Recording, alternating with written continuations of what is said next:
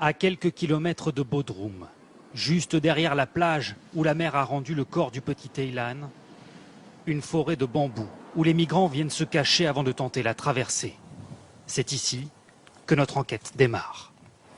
Voilà, il y a vraiment des déchets partout, il y a des bateaux qui n'ont pas dû faire l'affaire ou qui se sont crevés, des vêtements évidemment. Alors voilà, bateau pneumatique, 5 personnes maximum. Et comme vous pouvez le voir, c'est pas franchement fait pour traverser la mer, c'est des petits bateaux de pêcheurs en fait. C'est plutôt fait pour aller sur des rivières très calmes plutôt que sur la mer Égée. Et des pompes comme celle-ci, on en trouve un petit peu partout ici dans ce petit bois. Bon, il y a vraiment 2 ou 3 marques qui reviennent tout le temps. On va essayer de voir si on peut les retrouver dans les différents magasins de la région. Ce matériel vient en partie de la zone commerciale de Bodrum, une succession de grands magasins. Dans l'un d'entre eux, nous retrouvons exactement la marque que nous avions vue près de la plage. Celui-ci peut supporter 2 personnes ou 120 kilos environ. Mais il y a aussi un modèle pour 4. Ah, ils ont jusqu'au fond là-bas, il y en a partout en fait. Le vendeur dispose d'un autre type de bateau, en réserve. Dans ce magasin, ils ont quasiment tous les modèles en fait. Là, le vendeur va nous en montrer un. Il se cache pas d'ailleurs. Et il propose même une remise. Ils font des promotions actuellement sur les bateaux pneumatiques. C'est le dernier qui reste, alors du coup, on le solde. Est-ce que parfois il se dit qu'avec ces bateaux et les gens qui partent, mais il y en a peut-être qui viennent acheter ici et qui vont mourir en mer?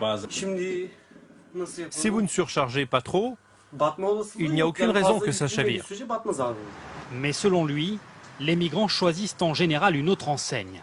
Un grand magasin d'articles maritimes. À notre grande surprise, un drapeau français flotte à l'entrée, et pour cause. Cette boutique-là est tenue par la consule honoraire de France, comme vous le voyez sur ce panneau. Ça veut dire que c'est la personne qui représente l'État français ici dans la région. Et on va entrer pour lui poser la question. Je décide d'effectuer d'abord un détour par les rayons.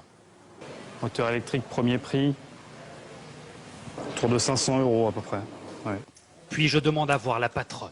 Ça fait longtemps que vous avez ce magasin? Oui, ça fait pas mal d'années, oui.